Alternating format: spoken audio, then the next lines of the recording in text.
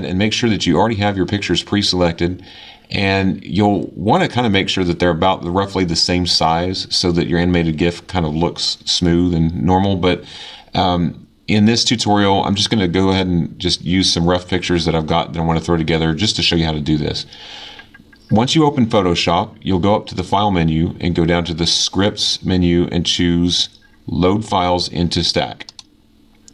From here, you're going to click Browse, and you're going to find your pictures.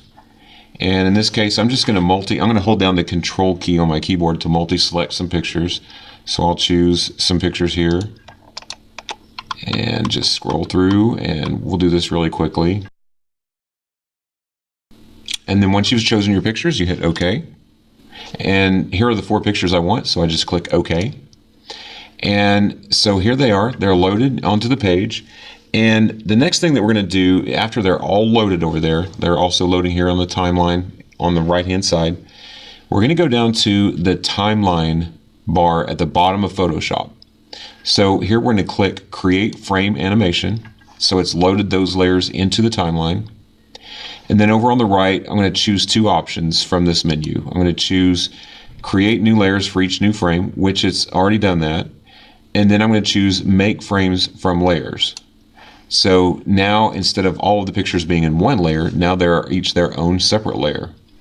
Then at the bottom, I'm going to choose how long I want each of these pictures to appear in our GIF file. And I'm just going to make them each appear for 1 second.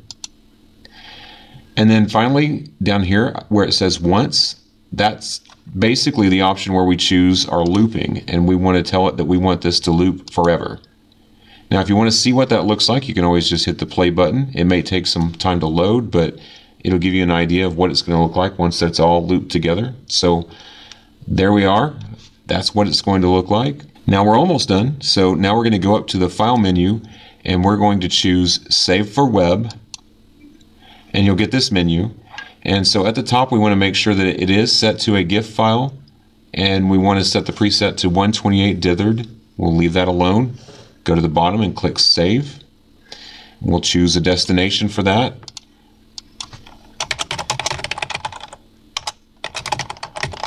And I'm going to save it. And that's it. We now have our GIF file. So let's go ahead and go over to the desktop and see what that looks like. So here is my GIF, and I'm going to double click on that, and it will load a browser so that we can see what it looks like on the web.